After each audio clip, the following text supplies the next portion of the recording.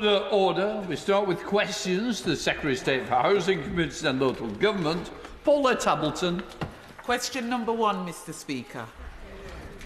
Secretary of State. Thank you, Mr. Speaker, and with your permission, I will take questions 1, 2, 6 and 16 together.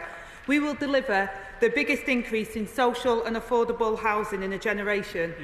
The last government's affordable housing programme is only expected to deliver between 110,000 and 130,000 homes, compared to an ambition of 180,000 when it was published in 2020. Labour is fixing this. The Chancellor announced in the budget an immediate one-year cash injection of £500 million into the Affordable Homes programme to deliver 5,000 new social and affordable homes. Thank you, Mr. Speaker. Many of my constituents in Birmingham Erdington are worried about the deteriorating quality of social housing. Can the Secretary of State set out what work is being done to ensure that the current housing stock is maintained to the highest standards so tenants are able to live in safe, high-quality housing that they deserve? Thank you, Mr. Speaker. Thank you, Mr. Speaker. And I know this has been a particular issue in my honourable friend's constituency. All social housing tenants deserve to live in a safe, decent home, and we will bring forward Arab's law to the social rented sector, setting new time limits for social landlords to fix dangerous hazards. We'll consult on minimum energy efficiency standards shortly and a new decent home standards, Mr. Speaker, and we'll direct the regulator for social housing to introduce a new competence and conduct standard and access to information requirements. Jessica Toale. Thank you, Mr. Speaker. There are 2,151 families across Bournemouth, Christchurch and Poole on social housing waiting lists, many in unsuitable temporary accommodation. Can the Secretary of State tell us what steps her department is taking to unlock development sites in densely packed constituencies like mine, so that the council can meet its housing targets and families get the safe and secure housing they deserve?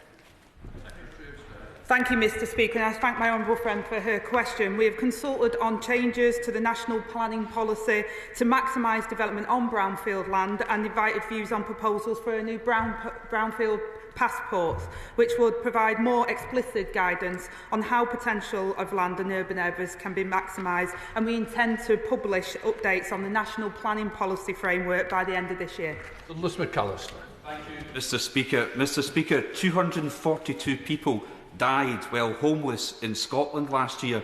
These deaths are a travesty for our country and a damning symbol of Scottish Government failure. My local authority of West Dunbartonshire declared a housing emergency this year. Mr. Speaker, does the Minister agree with me that as we head into winter, it's more urgent than ever that the SNP Scottish Government must finally take action, deliver a fair deal for councils, build more affordable social houses and offer every Scot a safe, secure home?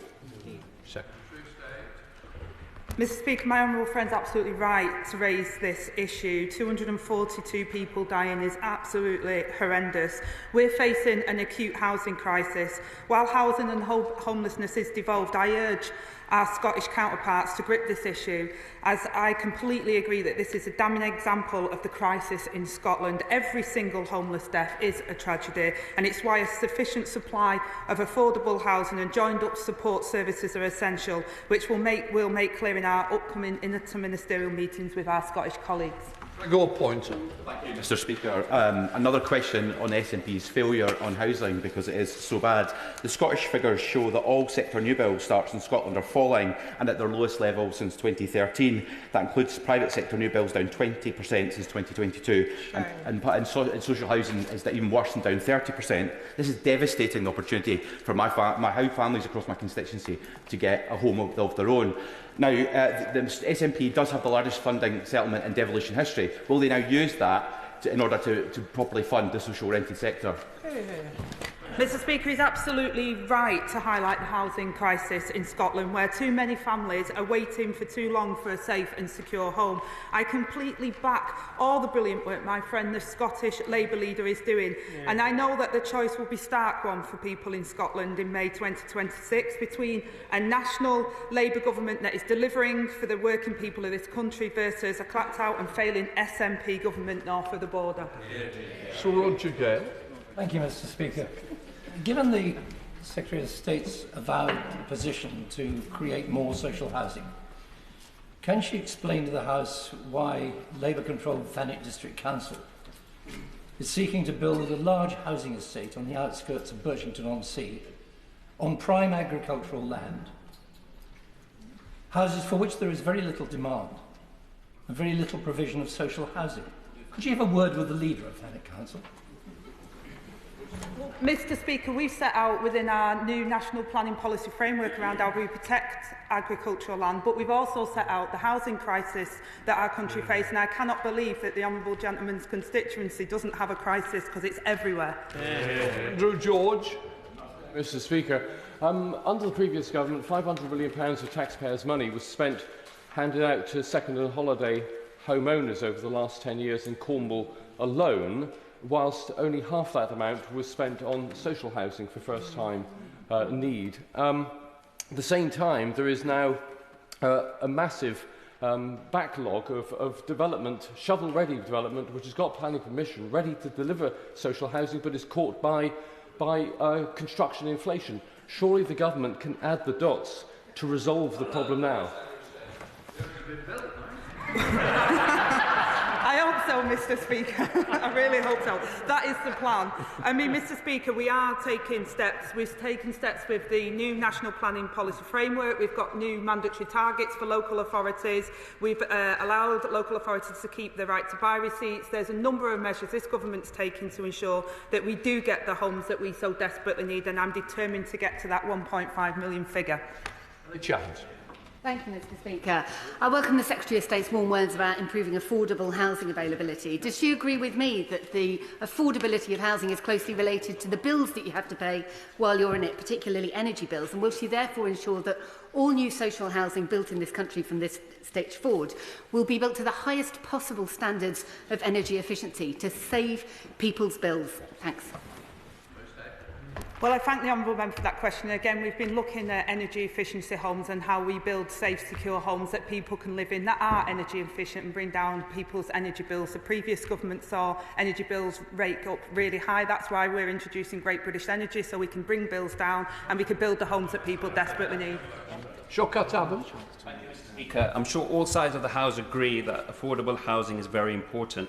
However, my experience in Leicester South is that all too often these affordable housing are provided as part of new developments, is shared ownership or another form of similar housing products that are out of the reach of the poorest in my community. What our community really needs is more social rented houses. What is the Minister doing to promote the construction of social rented homes over other affordable housing products?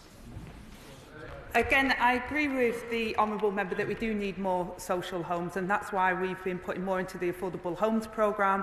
We've made it absolutely clear as part of 106 notices, which the honourable gentleman mentions within his statement, that homes do need to be affordable. That's why we've put the affordability test within the MPPF. We want to make sure that people have those homes, and we want to build the next generation of council and social housing, and we will do. Shadow Minister Paul Holmes. Thank you, Mr Speaker. Well, in just 5 months, we can see that this government's target of 1.5 million new homes lies in tatters. The NHF say the government will miss their target by 475,000 without more grant. The Housing Minister last week said the same, and now Labour-run South Tyneside Council say the plans are wholly unrealistic, with other Labour councils agreeing. Isn't it time that the government admitted defeat, come back with a deliverable plan and provide the sector with the certainty it needs to deliver more social homes across this country? You give up that easily. Well, Mr Speaker, the honourable member has forgotten his government failed to meet their housing targets every single time. This government is committed to building the 1.5 million homes over this Parliament. Under the Tories, house building plummeted as they bow to pressure from their backbenchers to scrap local housing targets. We're bringing back mandatory housing targets. The Chancellor has put more money into the Affordable Homes programme, and we'll build those homes, Mr Speaker. He doesn't know my history and how I work. Louise Jones. Question number 3, Mr Speaker. Thank you, Mr Speaker. With your permission, I'll take questions 3, 5, 8 and 9 together. As honourable members will be aware, we consulted on proposed changes to the National Planning Policy Framework and other changes to the planning system between 30th of July and the 24th of September. My officials and I have been analysing the over 10,000 responses received with a view to publishing a government response before the end of the year. We also intend to bring forward the Planning and Infrastructure Bill announced in the King's Speech early next year. Louise Jones. Many young families would love to live in my beautiful constituency of North East Derbyshire, but unfortunately we just don't have the housing for them. Could the Minister assure me that our planning reforms will enable us to get this housing, have the right housing in the right places with the right amenities that complements the beautiful constituency? Mr. Speaker, I thank my honourable friend for her question. The Government is determined to increase rates of house building in order to address the housing crisis and boost economic growth, but we're equally committed to improving the quality and sustainability of the homes and neighbourhoods that are built during our period in office. In the aforementioned MPPF consultation, we proposed a series of changes to realise that ambition, including golden rules to ensure development in the Greenbelt is in the public interest and a vision-led approach to transport planning. Thank you, Mr. Speaker. Among the many errors of this Labour government that they've rushed through in the last 5 months has been the dangerous proposed reforms to the MPPF. How is this government's reforms going to ensure that villages like Kings Langley and South in South West Hertfordshire retain their individual character and identity and do not have their green spaces rebranded as Greybelt, concreted over and absorbed into becoming part of an ever-increasing Greater London? Well, Mr. Speaker, we're not going to concrete over the Greenbelt. The Government is committed to preserving the Greenbelt, which has served England's towns and cities well over many decades. But we have to move away, Mr. Speaker, from the previous government's approach to the Greenbelt, which was to allow land within it to regularly be released in a haphazard manner, often for speculative development that did not meet local housing need. This government is committed to taking a smarter, more strategic approach to Greenbelt land designation and release so that we can build more homes in the right places and secure additional public benefit through the operation of our golden rules. George McAllister. Thank you, Mr. Speaker. My constituency is fortunate enough to have a number of potential projects that are ripe for investment, either the Port of Workington or for energy projects like new nuclear and other clean energy. These are essential projects for economic growth, but to get them going, we need major planning reform, not just for housing, but also for infrastructure projects. So, will the Minister agree with me on the urgent need for planning reform for infrastructure, and secondly, that any legislation we bring forward is comprehensive so that we can remove all the obstacles that stand between us and getting things building? Well, it won't surprise my honourable friend that I wholeheartedly agree with him. Mr. Speaker, the delivery of critical national infrastructure is essential for economic growth and accelerating the UK's efforts towards clean power by 2030 and energy independence. The bill in question will include bold measures to streamline the delivery of infrastructure along with new homes.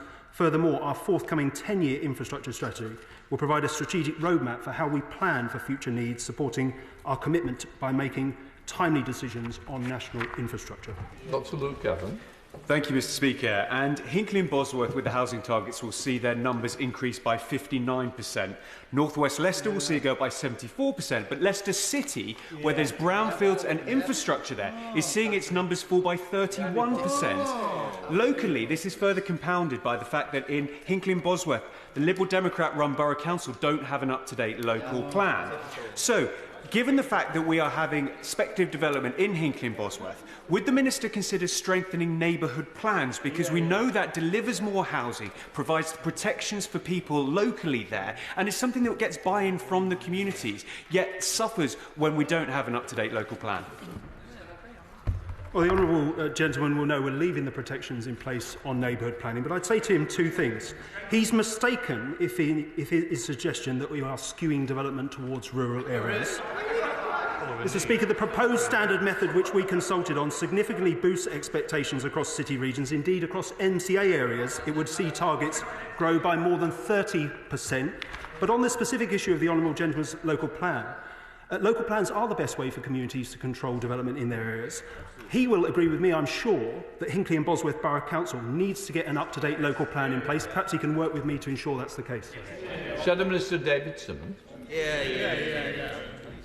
Thank you, Mr. Speaker. Ministers briefed the media over a week ago about plans for local government reorganisation and devolution.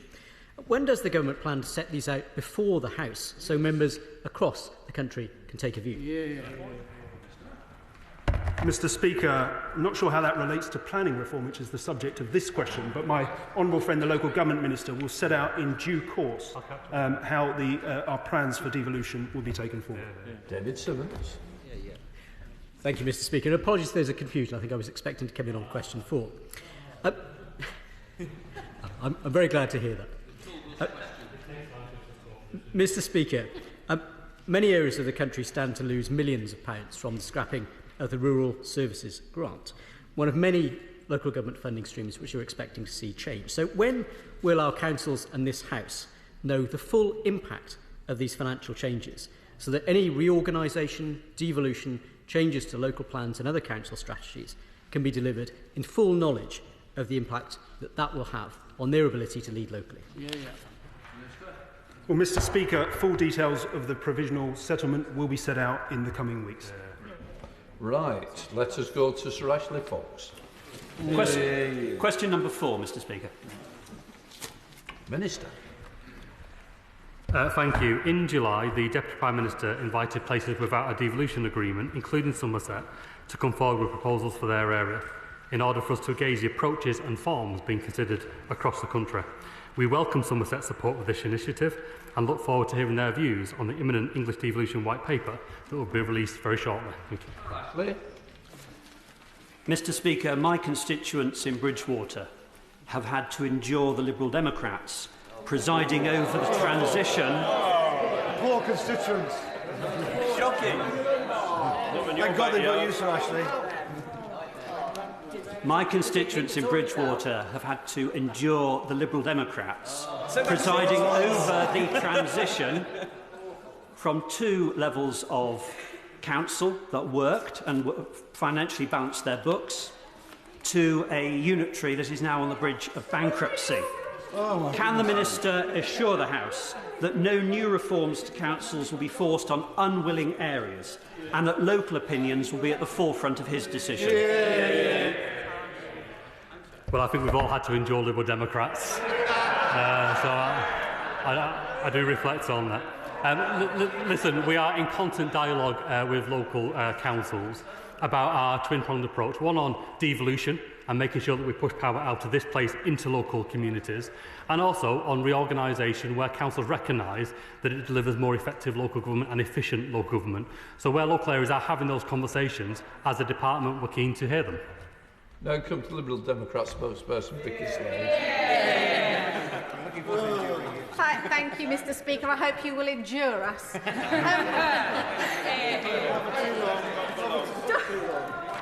Dorset Council, that covers half of my constituency of Mid Dorset North Pool, has agreed to work with Somerset and Wiltshire, all unitary councils, on a devolution arrangement. But residents are already raising concerns that top-down reorganisation takes decisions further away from their homes and their communities, and they're worried about what a mayoral combined authority might do to them. What assurance can you give us that the town and parish councils that they now rely on so heavily will not be expected to keep unitary councils afloat and be seeing council tax rises via the back door through them?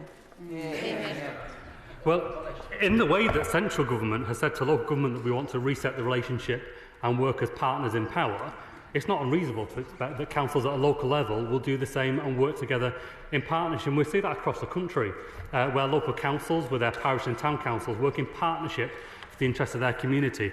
And whether reorganisation takes place or not, we expect that to continue. Chris Webb. Question number 7, Mr Speaker. Mr Speaker, with your permission, I will take questions 7, 13 and 21. We are taking action to tackle the root causes of homelessness. Funding for homelessness services is increasing next year by £233 million, taking the total spending to almost £1 billion in 2025-26. We're also abolishing the no-fault evictions and will deliver the biggest increase in social and affordable house building in a generation. Thank you, Mr Speaker. Over the last 2 years, we've witnessed a staggering 50% increase in homelessness in Blackpool, underlining the urgent need for supporting our communities. Blackpool's Homelessness Partnership, working together with the local council, the third sector and local charities, have been doing some outstanding work to prevent homelessness, but we need more support.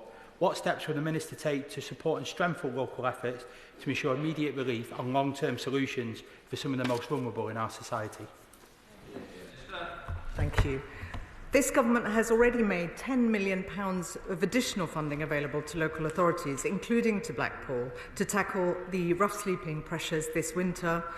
We are also developing a long-term cross-departmental strategy, and the £547 million rough sleeping initiative will continue to support local authorities across England by funding tailored rough sleeping services, and that includes funding of £313,000 for Blackpool Borough Council in 2024-25.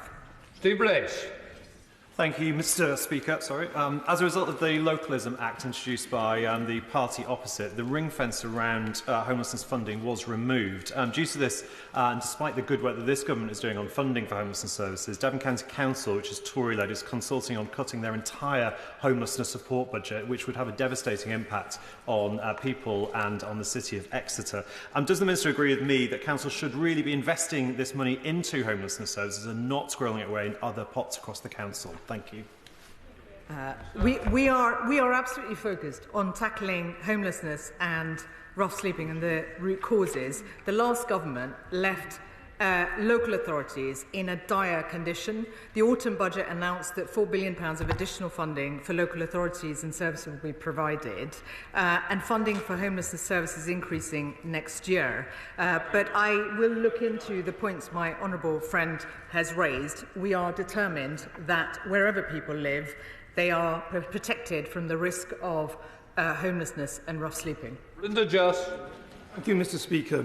Although in my constituency of Wolverhampton West we have the City of Wolverhampton Council's homelessness prevention strategy, which has had some success in tackling homelessness, I was contacted by a constituent last week fleeing from domestic violence, finding it difficult to get permanent social housing for herself and for her daughter. Crisis, the National Homelessness Charity, has reported 15% increase in children living in temporary accommodation, which is the highest on record, and we know issues like substance misuse and lack of proper employment also causes homelessness. Can the Minister please confirm how her department is helping councils deal with the societal and economic issues that can cause homelessness? My honourable friend raises really important issues about how the multiple underlying causes can drive people into homelessness. And we are determined to tackle those root causes, which is why the Deputy Prime Minister is chairing the Interdepartmental Task Force on homelessness and rough sleeping. We showed the last Labour government took action and cut homelessness and rough sleeping. We are determined to make sure that we tackle those underlying issues, which means reforming supported housing that victims of domestic violence need. It means making sure local government works with mayors and national government to tackle those issues. We are absolutely committed to doing that. Jones. Thank you, Mr. Speaker. Wokingham Borough Council is under intense financial pressure, making the crucial task of reducing homelessness a significant challenge. Initial estimates are that the budget's new funding for local government will be more than swallowed up by cost increases in employers' national insurance contributions and the national minimum wage, let alone the ever-growing demand for statutory services. Will the Minister meet with me and the Leader of our Council and the Chief Executive of our Council so we can discuss the future of its finances and what we can do to reduce homelessness? I am aware that my honourable friend has already met with the honourable gentleman, but I'm happy to look at the specific issues he's raised in relation to homelessness. To reassure him, we are working across government on these very issues, looking at how different agendas can be brought together to tackle the deep-rooted issues affecting homelessness and rough sleeping, and looking at how best we can support local areas. And I look forward to engaging members of this House, across the House, as we develop that very important cross-departmental strategy to tackle the deep-rooted causes of homelessness and rough sleeping. Tim Farrell. Thank you, Mr. Speaker. Rural homelessness has risen by 40% in just the last 5 years. In our communities, this is massively fed by the fact that average house prices are about 12 times above local incomes, and there's a lack of any or insufficient social housing.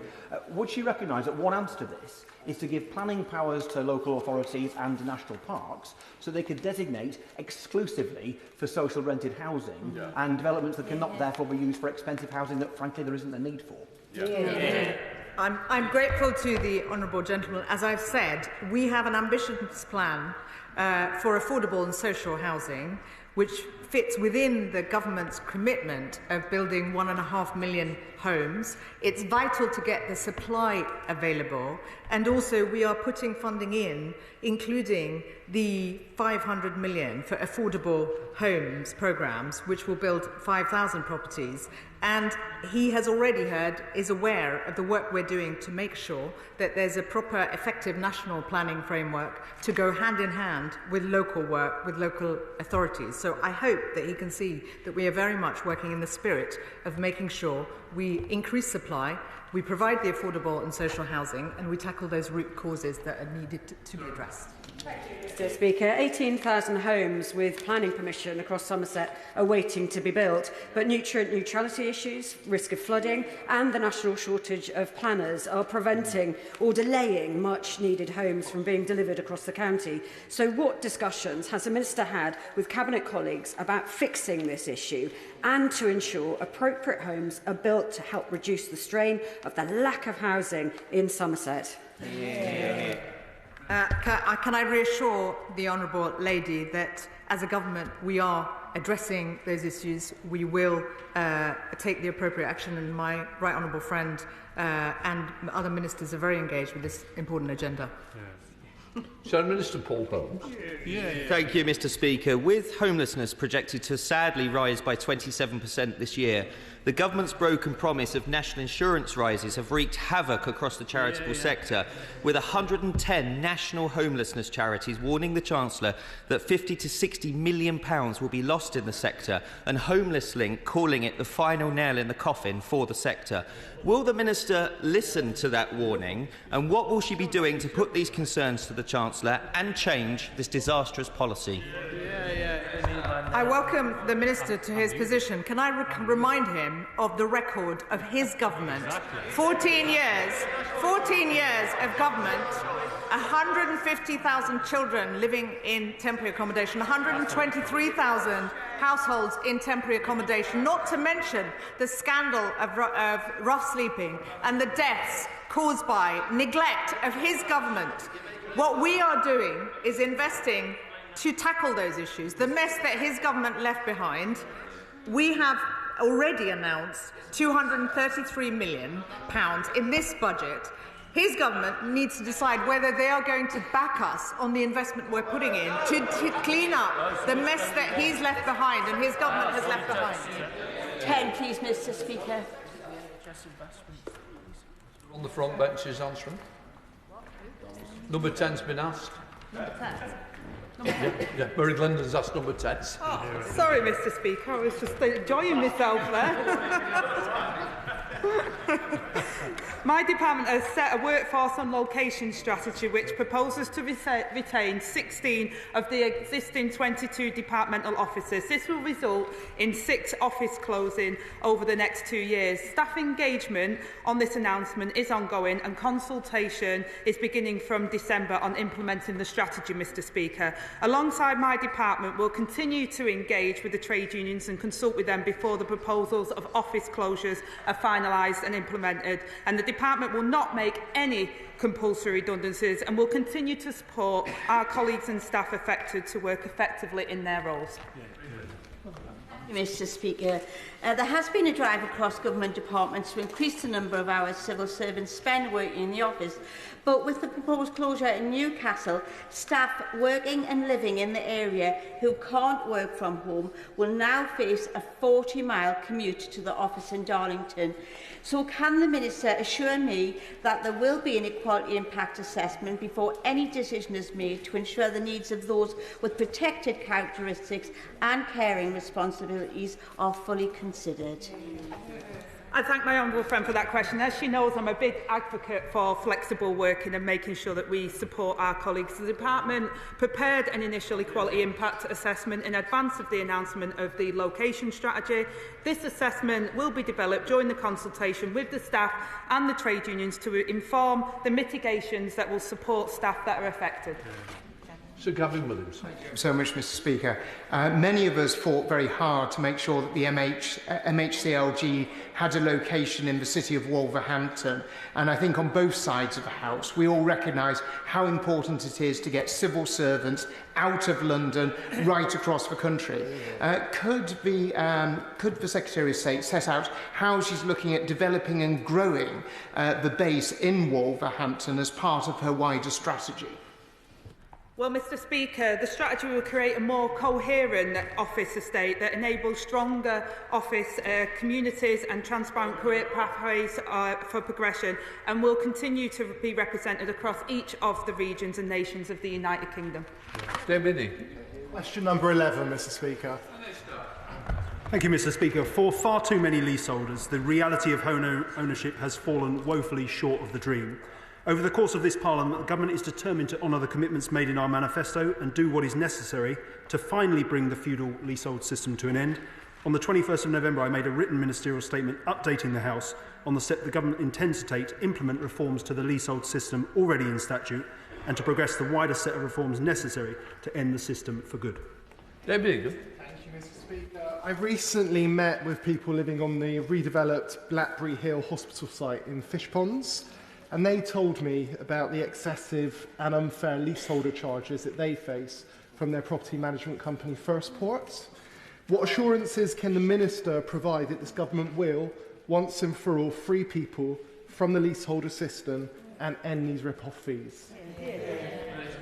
I thank my honourable friend for that question. The Government are acutely aware that far too many leaseholders across the country are routinely subject to unjustified permissions and administration fees, unreasonable or extortionate charges and onerous conditions imposed with little or no consultation.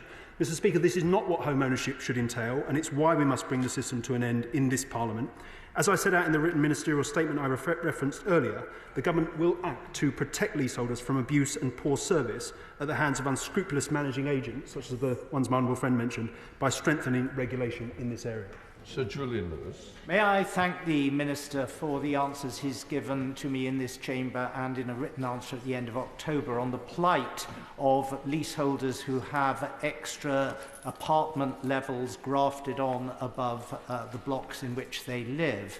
I appreciate that he doesn't want to alter the planning presumption in favour of granting permission to build these add-on extra levels, but would he at least consider outlawing any attempt by freeholders to pass on the cost of botched extensions to the poor old leaseholders who have suffered enough by having them built over their heads in the first place?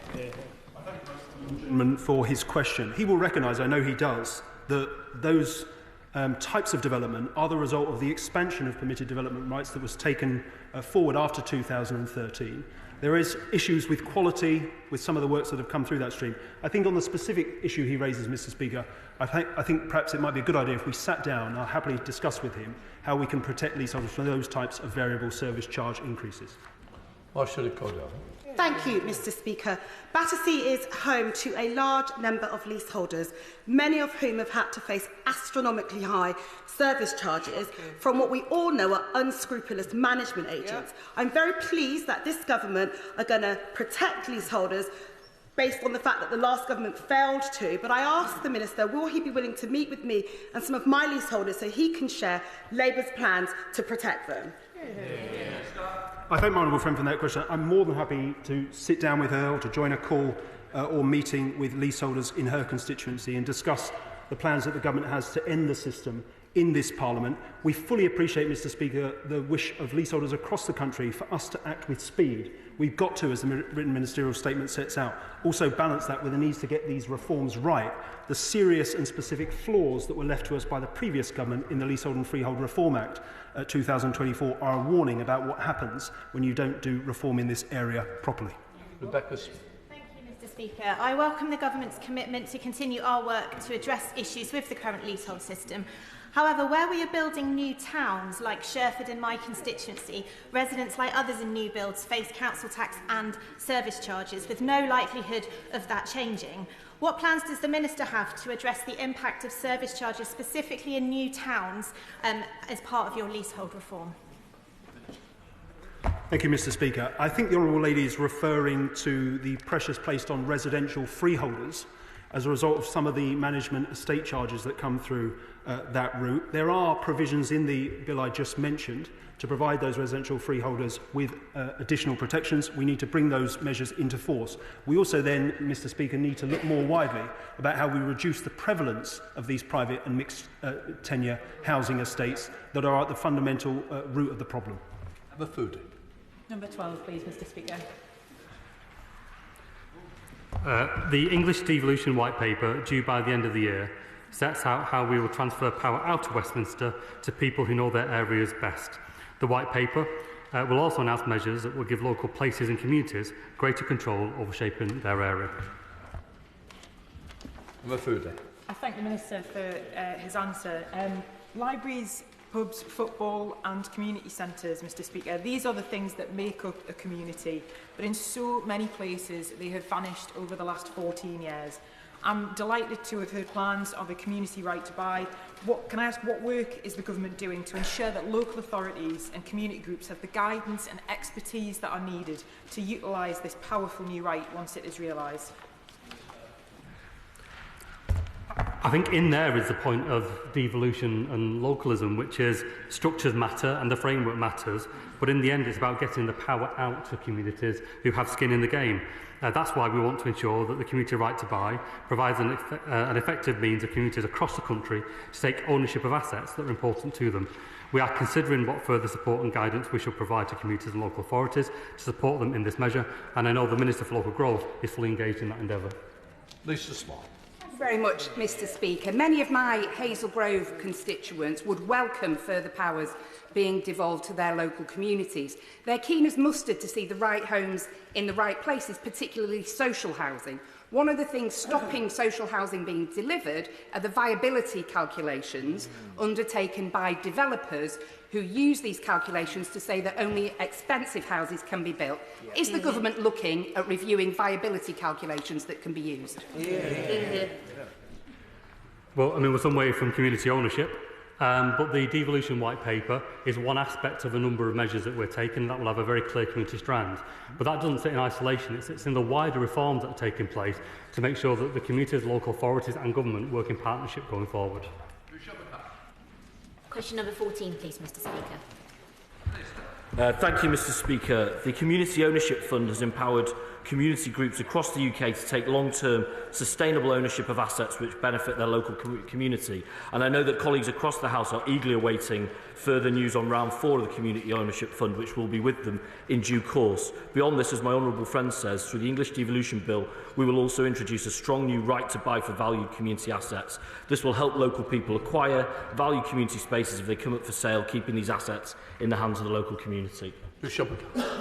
Thank you, Mr. Speaker. I recently met with Friends of the Flying Saucer Pub, a community group in my constituency of Gillingham and Rayner, who are working to bring this asset of community value back into local hands.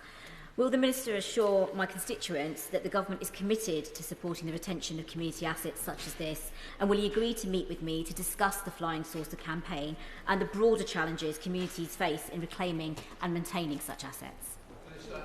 Now then, Mr. Speaker, you know there's no greater enthusiast for a local pub in this place than me. This is exactly, well, indeed, flying saucers, as my right honourable friend says. These are exactly the type of assets of community value that we're talking about, exactly the sort of assets that will be in scope of the new community right to buy. And of course, I'd be very keen to meet with my honourable friend and campaigners on that issue. Richard Ford. Thank you, Mr. Speaker. East Devon District Council has declared Seaton Hospital an asset of community value, and they are awaiting news of the Community Ownership Fund, round 4, and are looking forward to whether we might get some funding from that source. In the meantime, NHS Property Services might be seeking to possibly remove part of that hospital. Can he talk to his colleagues in health and social care to prevent that? I'm grateful for that question, though slightly sad to hear it. The asset of community value status really ought to give a degree of protection there, though I'm happy to talk about that further. And as I say, with regards to community ownership round 4, that will be coming forward very shortly. Question number 15, Mr. Speaker. Thank you, Mr. Speaker. The government recognised the considerable financial strain that rising service charges are placing on leaseholders, including those whose landlord is a social housing provider. As the honourable gentleman will know, by law, variable service charges must be reasonable. The reasonableness of service charges can already be challenged at the appropriate tribunal, and the Housing Ombudsman can investigate complaints about the fairness of service charges made by shared owners as well as tenants of social housing landlords. But the government are exploring what more can be done to give leaseholders the protection that they need from unaffordable service charge increases. Thank you, Mr. Speaker. Many leaseholders in my constituency live in properties where Claring Housing Association are the freeholders.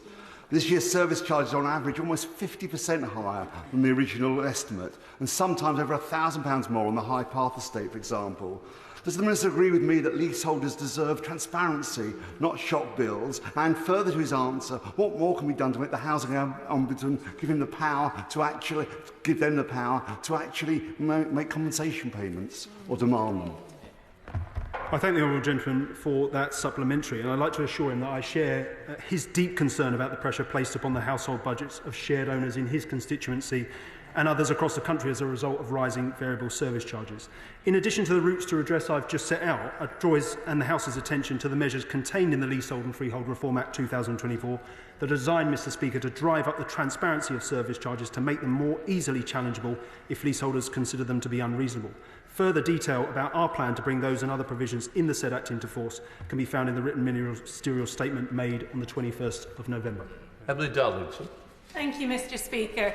As the Minister will know, those who are social housing providers and councils actually have quite a regulated service charge regime, not allowing profit to be made and having the Housing Ombudsman there for any complaints. Would the Minister consider bringing in a similar regime in for the private sector? Minister. I thank my honourable friend for that question. I've set out the routes to redress that are already available. I've set out our intention to switch on the measures in the Leasehold and Freehold Reform Act 2024, but I'm more than happy to sit down and have a conversation with her about what more protection leaseholders in this space require. Rachel Taylor. Thank you, Mr. Speaker. Question 17. Thank you, Mr. Speaker. With your permission, I'll take questions 17 and 18 together. We are intent on moving towards allocated multi-year funding settlements targeted at need. We will set out this refreshed vision for local growth funding at the multi-year spending review, working with local leaders to drive growth in the areas that need it the most and ending that plethora of competitive pots. Rachel Taylor. Thank you, Mr. Speaker. I'm very pleased to hear the Minister's reply. The last government wasted local authorities' time and money by making them bid for handouts from central government. In North Warwickshire, so much time was spent preparing numerous bids for a new swimming pool and leisure centre that our community desperately needed, only to find out that vital funds went to places without such high levels of need. Under this Labour government, will the Minister ensure that local authorities receive the fair funding they need to deliver the local services that they know their communities need? Thank you. I can confirm that I think the my honourable friend makes a really important point about the harm that beauty parade model of funding did. It was inefficient, it created so much disappointment. What will follow will be much better. Jill German. Thank you, Mr. Speaker. Seaside towns like Rhyl and Colwyn Bay in my constituency have much in common with our northwest neighbours. The 2019 Future of Seaside Towns report highlights the need to avoid a one-size-fits-all, but to recognise common issues. How does the government plan to use national funding streams while ensuring local delivery to deliver long-term growth in our seaside towns? I'm grateful for that question, and I think that again is a really important argument for why we need longer-term allocative settlements, because actually it's the Honourable Lady, it's her local authority, it's the local residents who know Rhyl and her community. They're the experts. They should have that flexibility to break that one-size-fits-all model and to make things work for themselves. Member put together. And I need to declare I'm a district councillor on Stratford-on-Avon District Council. Does the Minister agree that in two-tier local government areas, district and borough councils, as the most local form of government, are best placed to allocate the UK Shared Prosperity Fund, given their proximity to communities and deep understanding of local needs? The Honourable Lady, Mr Speaker, tempts me on Shared Prosperity Fund, and I know that, again, communities are waiting for that and they will be receiving that shortly. With regards to the best tiers, I mean, I have to say my enthusiasm for local areas to convene all, whether that's metro mayors, whether that's upper tier authorities, whether that's boroughs or districts, and whether it indeed is parish and town councils coming together in shared interest to improve their communities. Jim Shah. Thank you, Mr Speaker. Can I thank the Minister very much for the answer, as always. It's good to hear some positivity. In relation to the Shared Prosperity Fund that the Honourable Gentleman referred to the last question, we in Northern Ireland are still waiting on that Shared Prosperity Fund coming through. There's some benefits for my constituency in Strangford. That's the coastal issues in relation to seaside improvement, to coastal erosion. Has the Minister had any opportunity to talk with the relevant Minister's Department in Northern Ireland to consider these things and see how government centrally here can help us back home in Northern Ireland? Thank you. I'm always careful, Mr Speaker, not to disappoint the Honourable Gentleman, given that last year at the High Street Heroes Awards for Retail and I awarded the winning High Street to Ballymena rather than Newton Ards, and I'm not sure he's ever going to quite forgive me. But what I can assure him is I am having those conversations with ministerial counterparts in the Northern Ireland Executive. We're also talking to local authorities. We're also talking to some of the groups that have been delivering projects such as Go Succeed. So those conversations are ongoing as we speak, and the full answer as to the allocations will be coming shortly. Come to topicals. Luke Charters. Thank you, Mr Speaker. I've recently just heard... Question number one, Mr Speaker. Sorry. Thank you, Mr Speaker. Today I've published our Remediation Acceleration Plan, a step change in our response to the building safety crisis. Without decisive action, the risks and the hardship of unsafe cladding could be with us until 2040s. This cannot go on. This plan sets out how we'll fix buildings faster, identify remaining buildings that are still at risk, and ensure that residents are supported through the remediation process. Thank you, Mr Speaker. I just heard from a constituent with 3 young children who's applied for over 80 properties but are still waiting for social housing. What steps will my right honourable friend take to speed up the planning process specifically for social housing? Well, my right honourable friend rightly draws attention, Mr Speaker, to the need for more social housing. We have committed to delivering the biggest increase in social and affordable house building in a generation, and I propose changes to the national planning policy to support this, and we have also announced additional funding to the Affordable Homes programme. So, Secretary of State coming on, right? Thank you, Mr Speaker. Whose request did the Secretary of State call in the planning application for the Chinese super embassy? Well, Mr Speaker, first of all, I'd like to take this opportunity to welcome the member to his place. Despite being on other benches, Mr Speaker, we seem to have a lot in common. We both came to Parliament in the 2015 intake, we both represent constituencies in the north, and we both think the Tories deserve to lose the last general election. But, Mr Speaker, we take planning decisions in the normal way. All right. Well, I used to have ginger hair as well, Mr Speaker. Well, can I give her the answer? The answer was the Foreign Secretary.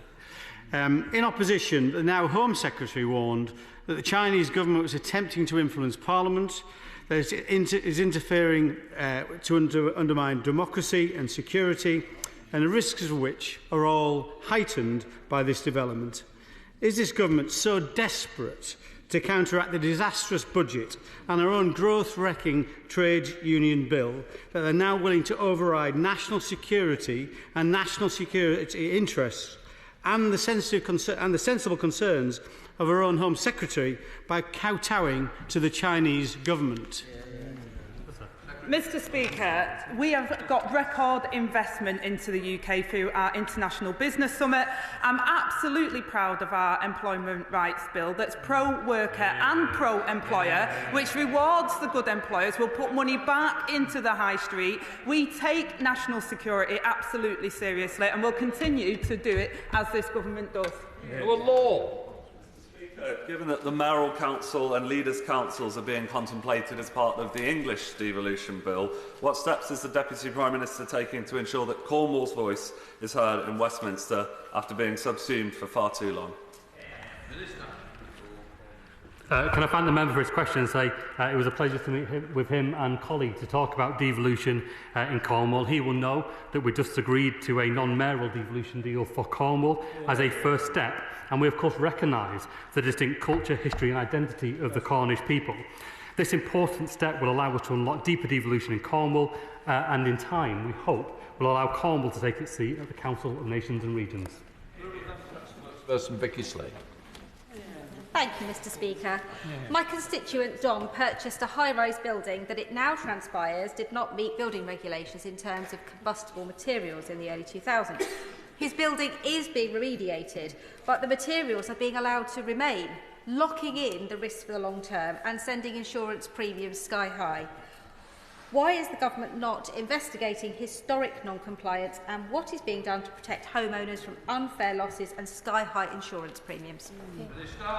I'm grateful to the Lib Dem spokesperson for that question. We're very clear that dangerous buildings need to be remediated. That's why the best thing that any building owner can do is get into a scheme, Mr. Speaker, today, and to unlock that funding and to meet those duties that they have as building owners.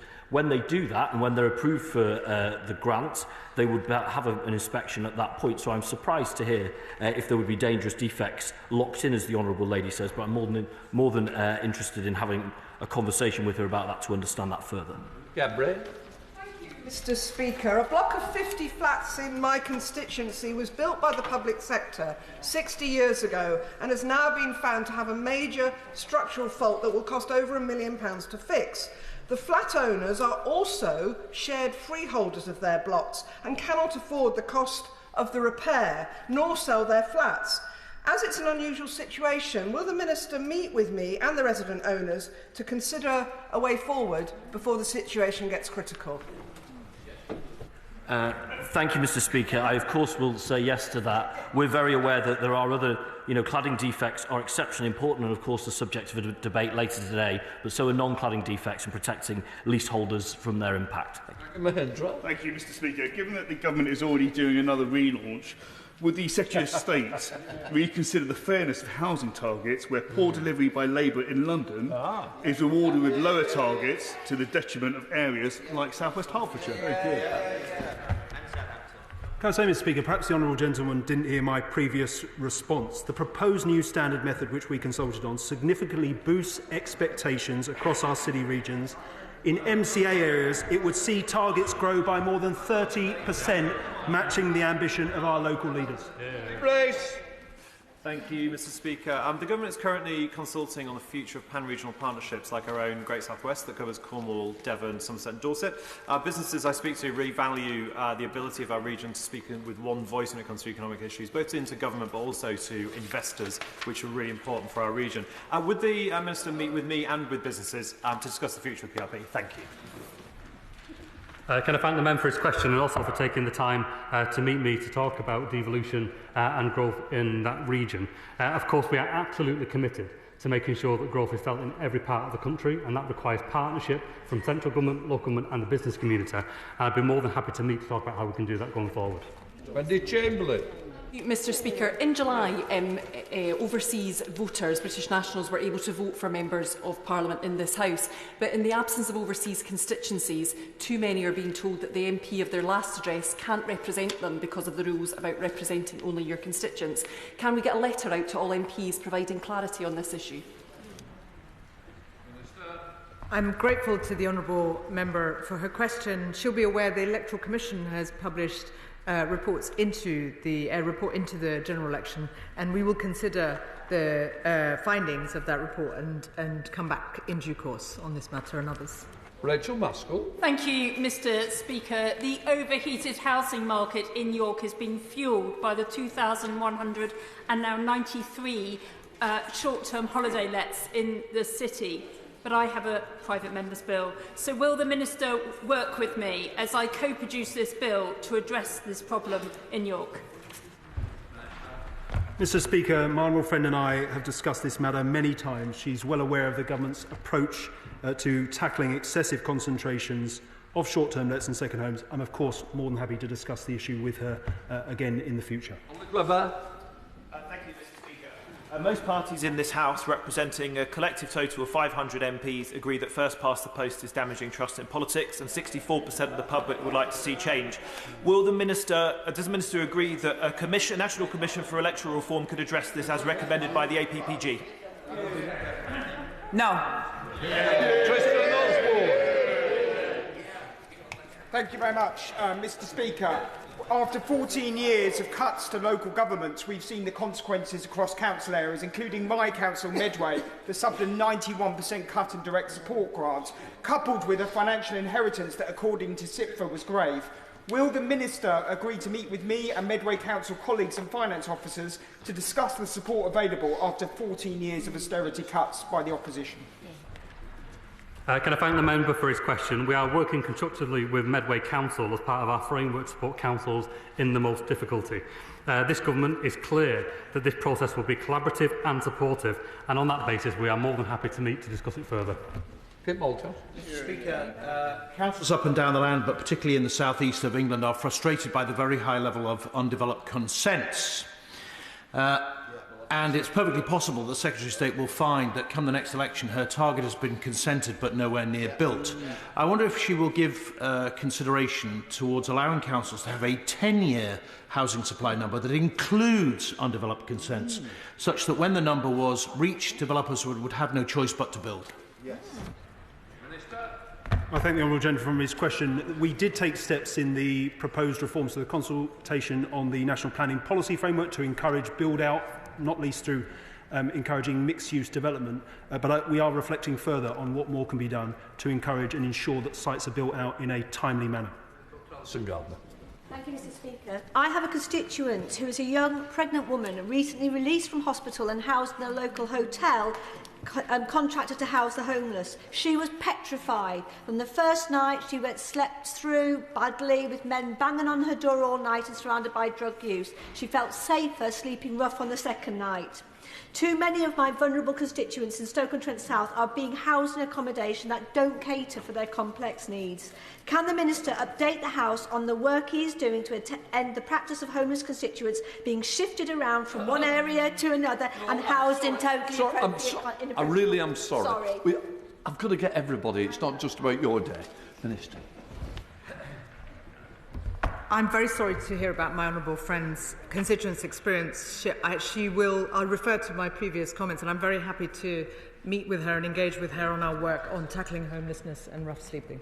Thank you, Mr Speaker. If Wiltshire embraces the opportunity to join with Dorset and Somerset in an elected mayoral authority, will there be local elections all out in Wiltshire next spring? Can I thank him for the question on devolution? We are absolutely keen and ready to talk to any areas that are keen to take on devolution, and in particular a mayoral combined authority. Any decisions on whether elections do or don't take place will be part of a future consideration. Session Obituary of the committee. Yay. Thank you, Mr Speaker. I welcome the Secretary of State's announcement today around the deadlines, but the NAO report published last month shows that the majority of buildings affected by cladding haven't even been identified. Will the Secretary of State go further to deliver a more joined-up approach so that we can identify and remediate those properties as soon as possible? I thank the Chair of the Select Committee for that question. It probably won't surprise you that my first question I asked when becoming the Minister for Building Safety was how many buildings needed remediating. I don't think it will surprise her or colleagues how astonished I was to find out that there was a range of 4,000 to 7,000 buildings unidentified after 7 years. That's the intent from the previous government. So what we're going to do is we're going to identify them, we're going to work out what their risks are, and we're going to get them remediated. Thank you very much indeed, Mr Speaker. I welcome the government commitments in response to my WPQs. There's going to be a consultation on ending fleasehold. However, my constituents in Markham's Crescent and across Basildon and Billericay just want to know when it's going to take place. Mr Speaker, as I set out in response to a previous question, we're going to consult on how we end the prevalence of new freehold estates. We're going to, in the short term, ensure that residents on existing estates have the protections they need against unfair management charges. Thank you, Mr Speaker. I'm delighted that the Government's mayoral and leaders' councils are handing back power to local communities.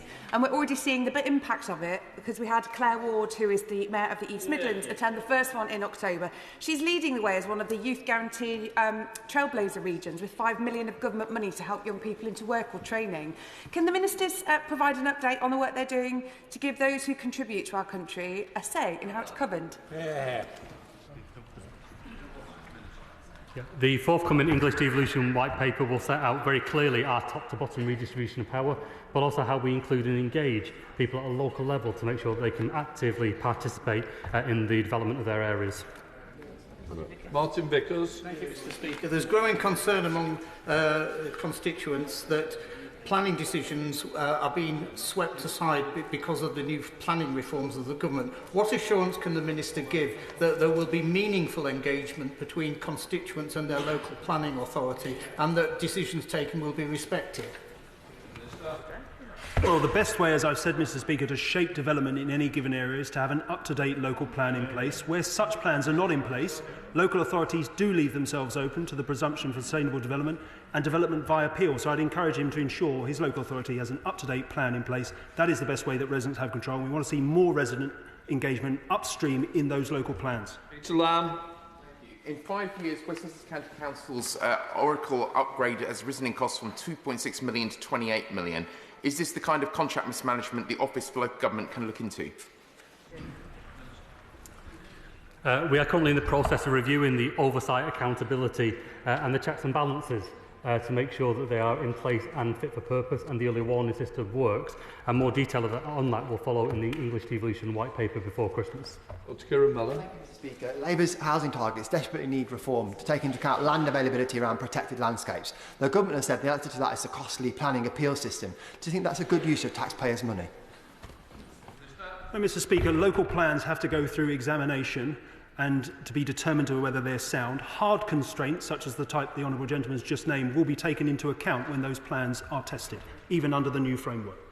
The government's commitment to build more affordable homes is both welcome and urgent. However, we also need to ensure that registered providers are willing and able to take on Section 106 affordable homes when they're built. In recent years, a combination of factors have meant too many homes stand empty. Can my honourable friend tell me what steps can be taken to tackle the Section 106 standing stock scandal? Mr Speaker, we recognise this problem is a growing one across the country, that it is having a severe impact on affordable housing supply. My honourable friend doesn't have to wait long to find out what the government propose to do to bear down on this problem. Victoria Collins. Thank you, Mr Speaker. The proposed planning reforms mean that towns like Tring will see housing of up to 40% of the town on Greenbelt. What assurances can the Minister give that sacrificing that countryside will not have negative impact on the community, with infrastructure before occupation of homes and truly affordable homes for people in the local community? Well, Mr Speaker, we do want to put in place a planning system that is geared towards meeting housing need in full. That's a clear difference between us and the party opposite. Every local area, in bringing forward its local plan, in looking at development, should look first at densification, what it can do on brownfield land. Only then should it have to review Greenbelt if it can't meet those needs in that way or via cross-boundary strategic planning. Ubley. Thank you very much, Mr Speaker. Last week, my local council announced the proposed closure of the much-loved Prince of Wales Theatre in Cannock. Despite the council's financial pressures, local people don't want to see it become collateral damage. So would the Minister meet with me to see what could be done to explore community ownership to give our theatre the bright future that thousands of my constituents want to see? I'm grateful for that question. As he knows, I'm very keen on community ownership. I'm sad to hear of that instance in his community. I would definitely steer him towards the asset of community value process in the immediate term, and I'd be, of course, very happy to meet with him and campaigners on this issue. Thank you, Mr Speaker. Non-qualifying leaseholder status gets slapped on a property in perpetuity long after the required safety works are completed. This status means it's almost impossible to require a mortgage. Its solicitors advise very strongly that purchasers steer clear of these properties, very often flats, and the status is inherited by successive owners in perpetuity. I wonder if the Minister's actually considered what this status does for the housing crisis. I completely understand the challenge there, and drawing a line between qualifying and non-qualifying leaseholders is always going to be a difficult job. It's drawing the line between people who own a property and therefore suffer from things that have been beyond their control to landlords who are businesses and therefore have multiple assets. And when you're at the edge of that blurring of the qualifying, non-qualifying, there are some difficult cases, and we are committed to working with people to understand that better as a new government as to how we could go forward in the future. With regards to the substantive point on where Mr. Speaker, where the liability should lie, it is about finding that balance between those who built the building and those who live in it. Peter Swallow. Will the Minister commit to working with the local authorities to use new powers to run high street rental auctions so we can end the affront of empty shops this Christmas? Yes, high street rental auctions, which were launched at the weekend, are a brilliant way.